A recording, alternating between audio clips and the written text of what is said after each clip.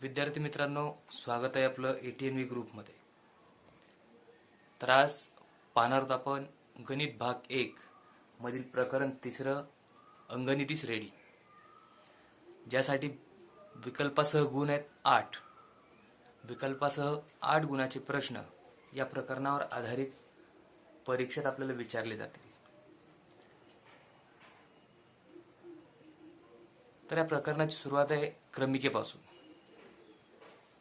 तर नेमकं क्रमिका कशाला म्हणतात? तर विशिष्ट क्रमाने मांडलेल्या संख्याच्या समूहाला क्रमिका म्हणतात. विशिष्ट क्रम घेऊन जर संख्याचा समूह मांडला तर अशा वेळेस तो संख्याचा समूह होईल क्रमिका. दुसरी एक व्याख्या दिली आहे समोर. ठराविक नियमानुसार व ठराविक क्रमाने मांडणी केलेल्या संख्याच्या समूहाला क्रमिका म्हणतात. ठराविक नियम आणि ठराविक क्रम यांचा वापर करून जर संख्याची मांडणी केली तर अशा संख्याच्या समूहाला आपण क्रमिका म्हणतो. समोर मी काही उदाहरणं दिली. या प्रत्येक उदाहरणामध्ये ठराविक नियम आणि ठराविक क्रम तुम्हाला दिसेल.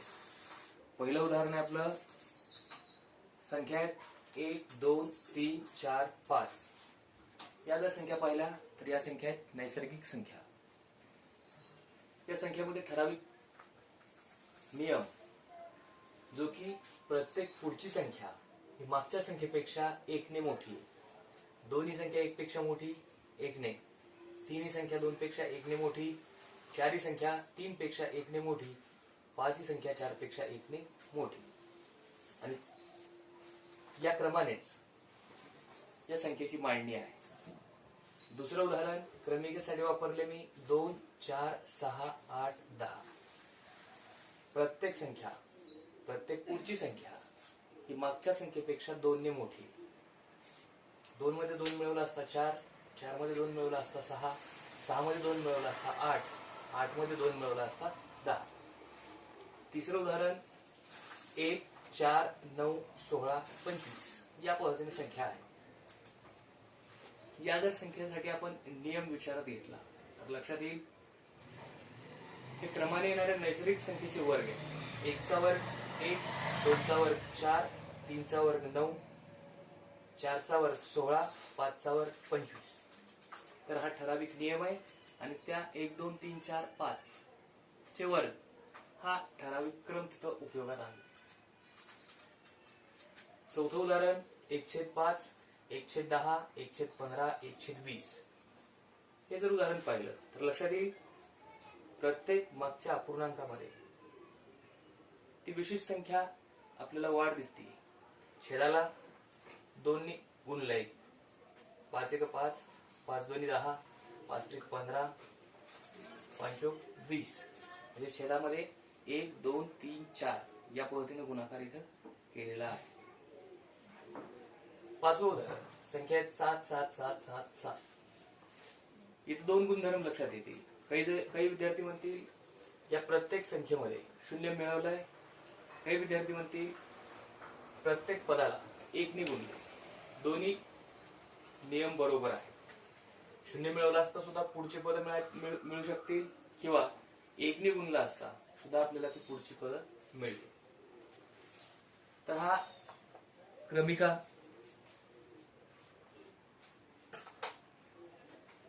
ज्यासाठी व्याख्या कायमस्वरूपी लक्षात ठेवा.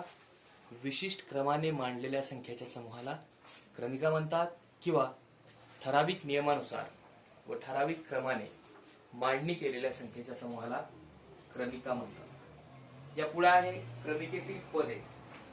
क्रमिकेतील पद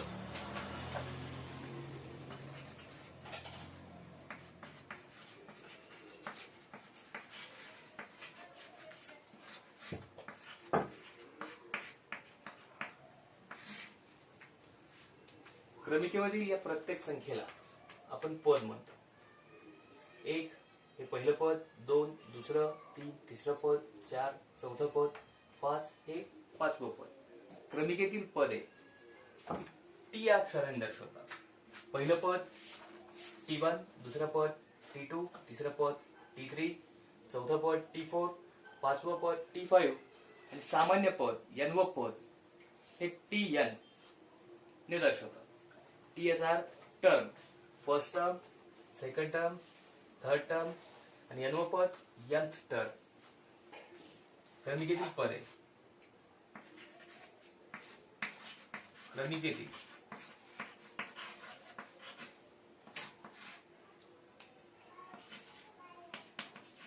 प्रत्येक संख्येला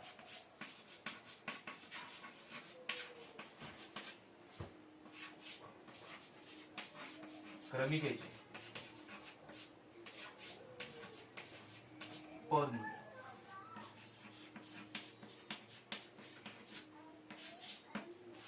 पहिले पद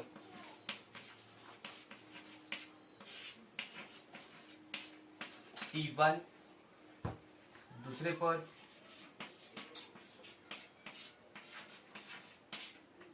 T2,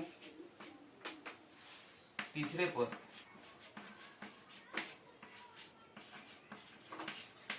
T3 आणि सामान्य पद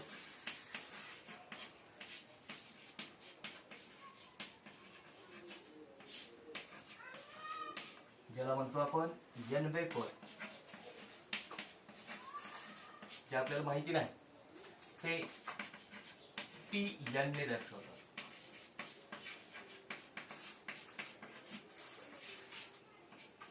आपल्याला दिलं जाईल एखादी क्रमिका आणि विचारलं जाईल त्या क्रमिकेची पुढील पदे किंवा ती क्रमिका आहे किंवा नाही या पद्धतीची उदाहरणं. पुढचा भाग आहे आपला श्रेणी. श्रेणी ही एक अशी विशिष्ट क्रमिका आहे की जिच्या कोणत्याही दोन क्रमागत पदामधील संबंध सारखा असतो. श्रेणी ही एक क्रमिकाच असेल पण त्या क्रमिकेच्या कोणत्याही दोन क्रमागत पदामधील संबंध हा सारखा असेल.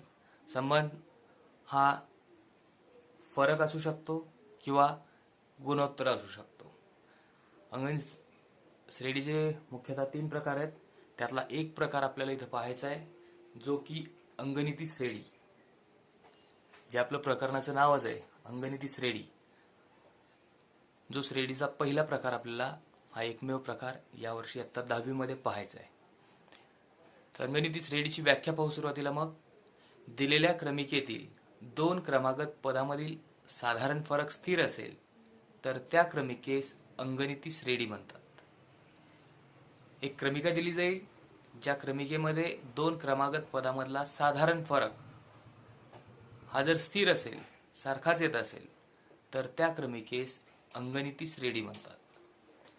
म्हणजेच इथे दाखवले मी क्रमिकेमध्ये Tn+1 हे पद वजा Tn हे पद, Tnच्या अगोदरी Tn+1 हे पद, हा फरक जर स्थिर असेल तर ती श्रेणी, ती क्रमिका ही अंगणिती श्रेणी असेल.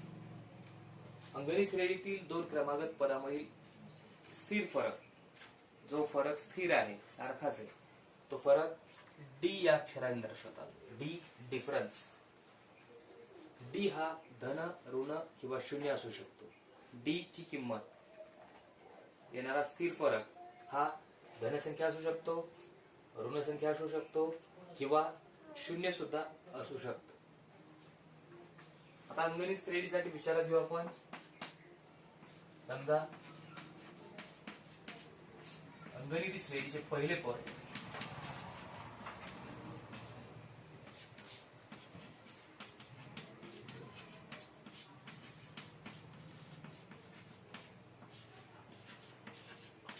A आणि साधारण फरक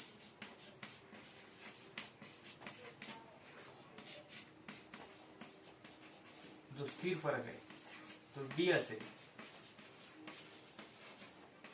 तर अंगणित श्रेणी लिहिता येईल आपल्याला. पहिलं पद T1 क्रमिकेप्रमाणेच, कारण ही सुद्धा श्रेणी ही क्रमिकाच आहे, त्यामुळे पहिलं पद T1 होईल A, जे आपण गृहीत धरलंय पहिलं पद A. दुसरं पद T2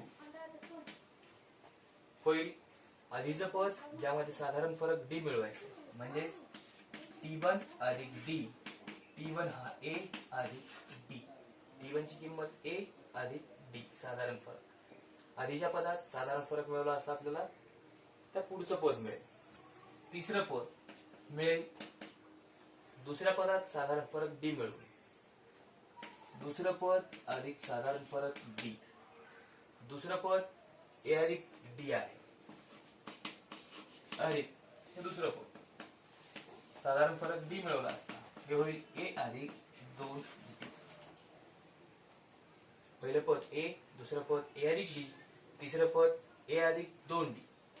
यावरून आपल्याला सामान्य पद N व पद TN हे सुद्धा दाखवता येईल, जे मिळेल A अधिक तिसरं पद असताना 2D आहे, दुसरं पद असताना D म्हणजेच 1D. N व पद असताना आधीचं N वजा 1D.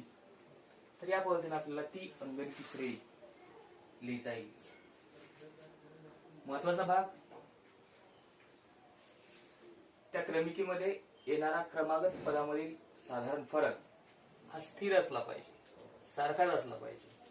जर एखाद्या क्रमागत पदामध्ये फरक हा कमी जास्त झाला तर ती दिलेली क्रमिका ही अंगणिती श्रेणी असणार नाही. पहिलं पद A, साधारण फरक D असताना ती अंगणिती श्रेणी आपण इथं दाखवू.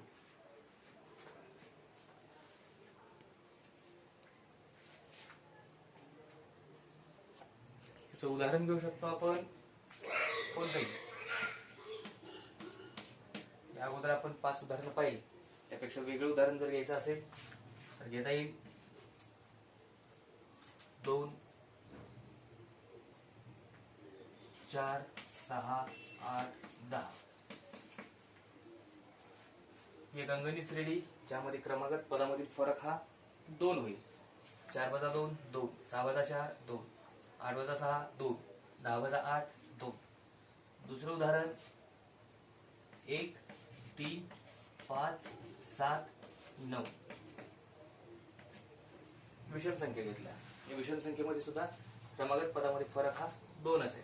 3 वजा 1 2, 5 वजा 3 2, 7 वजा 5 2, 9 वजा 7 2. ही सुद्धा आपल्याला अंगणिती श्रेणी दाखवता येईल, कारण या प्रत्येक उदाहरणामध्ये क्रमागत पदामध्ये साधारण फरक हा 2 आहे. सराव संच 3.1 साठी पहिला प्रश्न आपला, खालीलपैकी कोणत्या क्रमिका अंगणिती श्रेणी आहेत? ज्या अंगणिती श्रेणी असतील त्यातील प्रत्येकीचा सामायिक फरक काढा. यामध्ये पहिली क्रमिका दिली आपल्याला 2, 4, 6, 8. तर या क्रमिकेसाठी सुरुवातीला पद सांगा. या क्रमिकेचं पहिलं पद येथे पहिलं पद T1 2, दुसरं पद T2 4, तिसरं पद T3 6 आणि चौथं पद T4 8.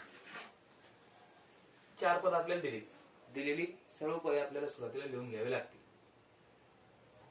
आता ही क्रमिका अंगणिती श्रेणी आहे किंवा नाही हे ठरवण्यासाठी आपल्याला क्रमागत पदामधील फरक स्थिर आहे की नाही तो पाहावा लागेल. जर क्रमागत पदामधील साधारण फरक हा स्थिर असेल तर ती क्रमिका अंगणिती श्रेणी आहे असं सांगता येईल. त्यासाठी शोधून घेता येईल सामायिक फरक. सामायिक फरक जो की D या अक्षराने आपण दर्शवतो. सामायिक फरक D बरोबर पहिल्या 2 क्रमागत पदामधील फरक, दुसरं पद वजा पहिलं पद T2 वजा T1, दुसरं पद 4, पहिलं पद 2, फरक मिळेल 2. पुढच्या 2 क्रमागत पदामधील फरक, तिसरं पद वजा दुसरं पद तिसरं पद वजा दुसरं पद, तिसरं पद 6, दुसरं पद 4, फरक मिळाला 6 वजा 4 2. पुढच्या क्रमागत पदामधील फरक 4 चौथं पद वजा तिसरं पद, T4 T3 हा फरक. चौथं पद 8, तिसरं पद 6, 8 वजा 6 फरक 2. या दिलेल्या सर्व क्रमागत पदामधला आपण फरक शोधला, जो मिळाला प्रत्येकी 2. म्हणजे फरक हा स्थिर आहे. म्हणजे सांगता येईल आपल्याला साधारण फरक स्थिर आहे, याचा अर्थ ती अंगनिती श्रेणी आहे. तर सांगा मग. म्हणून दिलेल्या क्रमिकेतील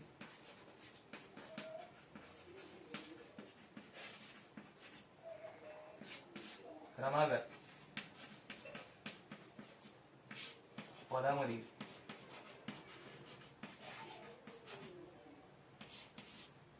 सामायिक फरक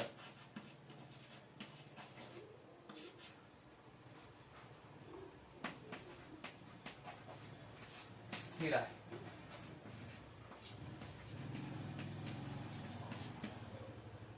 म्हणून ही अंगनिती श्रेणी आहे.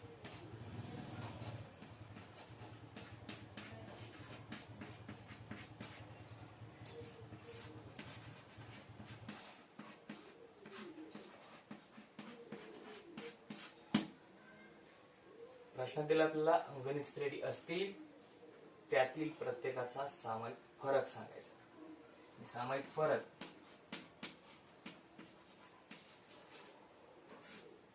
आहे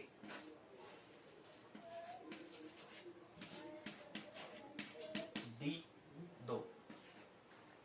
सामायिक फरक हा 2. दुसऱ्या उदाहरणासाठी क्रमिक आहे आपल्याकडे 2 5/2 3 7/2.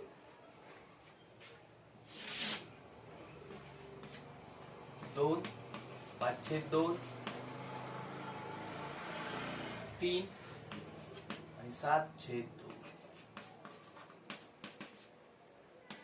या सुद्धा उदाहरणासाठी सुरुवातीला या क्रमिकेतील पद सांगून घ्या. येथे या क्रमिकेत पहिलं पद T1 2, दुसरं पद T2 5/2, तिसरं पद T3 3 आणि चौथं पद T4 7/2. अंगणित श्रेणी ठरवण्यासाठी आपल्याला क्रमागत पदामधील फरक पाहावा लागेल. फरक जर स्थिर असेल तर ती अंगणिती श्रेणी असेल, आणि जर फरक स्थिर नसेल तर ती अंगणित श्रेणी असणार नाही. सुरुवातीला सामायिक फरक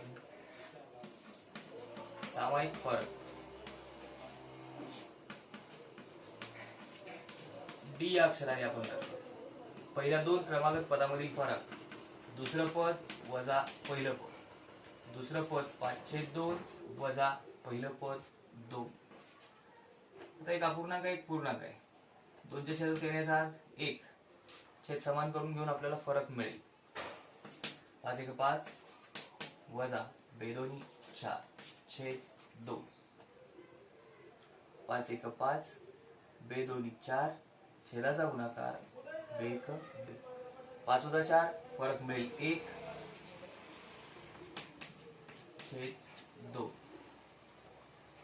तिसऱ्या आणि दुसऱ्या या पदामधील फरक, तिसरं पद वजा दुसरं पद, तिसरं पद 3 वजा दुसरं पद 5/2. 3च्या छेदात येण्याचा 1 पुन्हा छेद समान करून घेऊ. 3×2 6 वजा 5×5 छेदाचा गुणाकार 2×2. 6 वजा 5 फरक 1/2. तिसऱ्या आणि दुसऱ्या पदामध्ये फरक मिळाला पुन्हा 1/2. पुढच्या क्रमागत पदामधील फरक पाहू. चौथं पद वजा तिसरं पद, चौथं पद वजा तिसरं पद, चौथं पद 7/2 वजा तिसरं पद 3. इथं पुन्हा 3च्या छेदात येण्याचा 1 घ्या. 2 अपूर्णांक वजाबाकी, छेद सारखी नाही, त्यामुळे छेद समान करून घेऊ. 7×1 7 3×2 6 छेदाचा गुणाकार 2×2. 7 वजा 6 फरक 1/2. आता पाहू सामायिक फरक. 1/2, 1/2 आणि 1/2 हा स्थिर मिळालाय, म्हणजे याचा अर्थ ही सुद्धा क्रमिका अंगनिती श्रेणी आहे. तर सांगता येईल दिलेल्या क्रमिकेतील क्रमागत पदामध्ये सामायिक फरक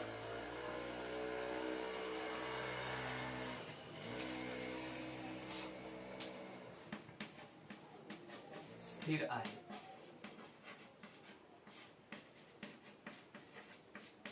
म्हणून ही अंगनिती श्रेणी आहे. फरक स्थिर असल्यामुळं ही अंगनिती श्रेणी आहे.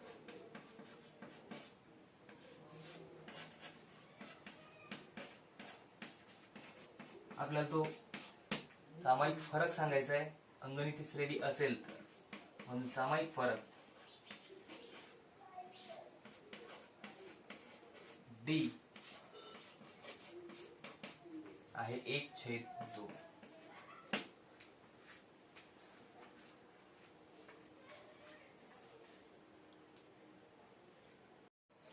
तिसऱ्या उदाहरणासाठी क्रमिका आपल्याकडे -10, -6, -2, 2. तर ही सुद्धा क्रमिका अंगनिती श्रेणी आहे किंवा नाही हे ठरवण्यासाठी आपल्याला क्रमागत पदामधील फरक स्थिर आहे की नाही पाहावं लागेल आणि नंतरच ठरवावं लागेल ही अंगनिती श्रेणी आहे किंवा नाही. तर या उदाहरणासाठी पहिलं पद येथे T1 -10, दुसरं पद T2 -6, तिसरं पद T3 -2 आणि चौथं पद 2. क्रमागत पदामधील फरक हा D ने दर्शवतात. सामायिक फरक D बरोबर पहिल्या 2 पदातला फरक, पुढचं पद वजा मागचं पद, दुसरं पद वजा पहिलं पद, T2 वजा T1, दुसरं पद -6 वजा पहिलं पद -10.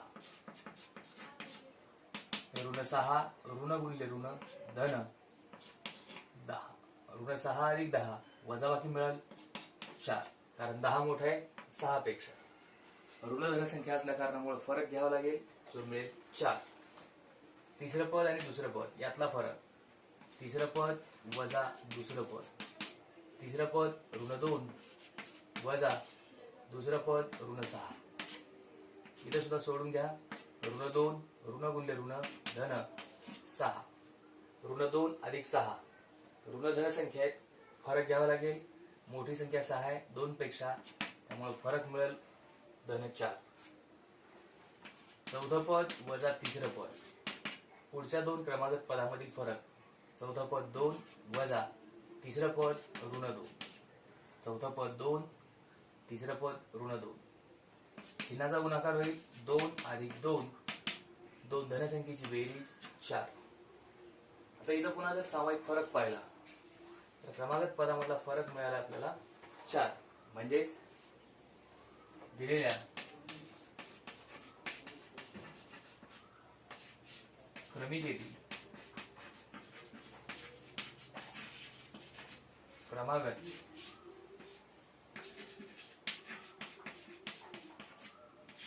पदामधील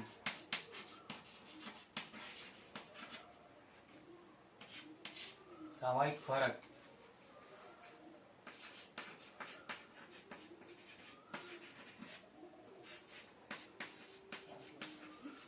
स्थिर आहे.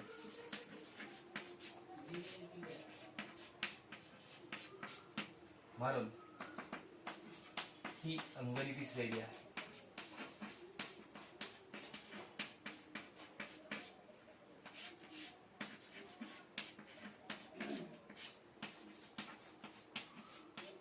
अंगनिती श्रेणी जर असेल तर आपल्याला लिहायचा आहे सामायिक फरक, जो प्रश्नात सांगितलाय.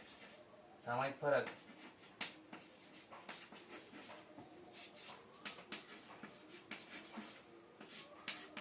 डी बरोबर 4. त्या तिसऱ्या उदाहरणासाठी सामायिक फरक स्थिर होता म्हणून ती अंगनिती श्रेणी आहे. त्याचबरोबर सामायिक फरक दाखवला आपण 4.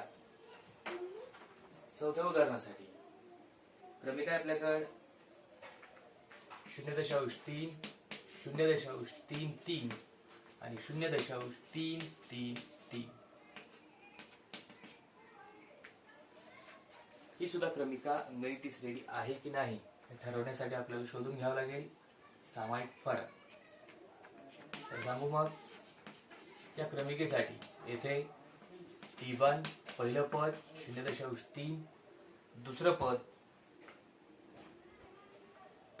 T2 0.33, तिसरं पद 0.333. आता या सुद्धा उदाहरणासाठी सुरुवातीला शोधून घेऊ आपण सामायिक फरक. सामायिक फरक डी या अक्षराने आपण दर्शवतो. सामायिक फरक डी.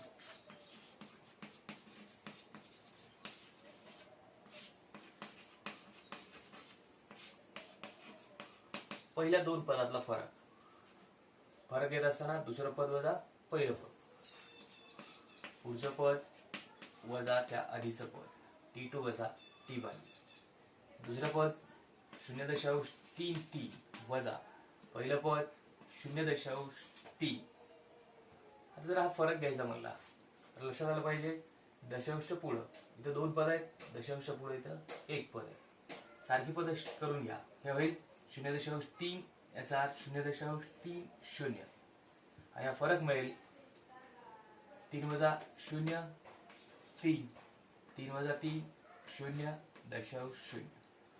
म्हणजे पहिल्या दोन क्रमांक पदामध्ये फरक मिळाला 0.03. या पुढच्या म्हणजेच तिसऱ्या आणि दुसऱ्या पदातील फरक, तिसरं पद वजा दुसरं पद, तिसरं पद दिलेलं आहे 0.333 वजा दुसरं पद 0.33. या सुद्धा उदाहरणासाठी तिसरं पद दशांश पुढे 3 पद आहेत, दुसरं पद दशांश पुढे 2 पद आहेत. तर हे 3 पद करून घेण्यासाठी एक शून्य वाढवावं लागेल. म्हणजे दशांशच्या पुढे दोन्ही पदासाठी 3 अंक असतील. फरक घ्या मग 3 वजा 0 3, 3 वजा 3 0, 3 वजा 3 3 वजा 0 3, 3 वजा 3 0, 3 वजा 3 0. म्हणजे हा फरक मिळाला 0.003.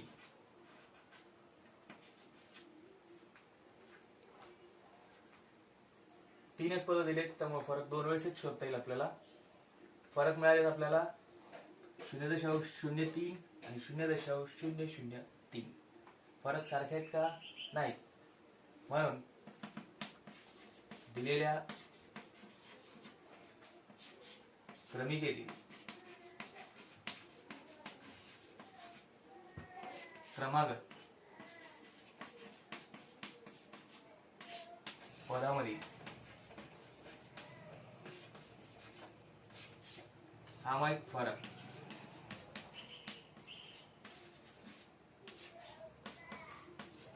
स्थिर नाही. स्थिर नाही याचा सारखा नाही.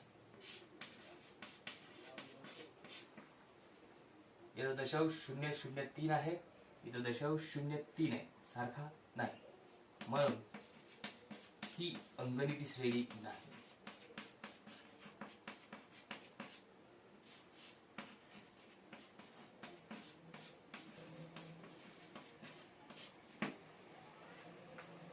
जर अंगणित श्रेणी नसेल तर आपल्याला सामायिक फरक लिहिता येणार नाही. जसं आपण इथं सांगितलं होतं अंगणित श्रेणी असेल तर सामायिक फरक. इथं आपल्याला अंगणित श्रेणी नसल्यामुळं सामायिक फरक डी सांगता येणार नाही. तर हा होता प्रश्न 4.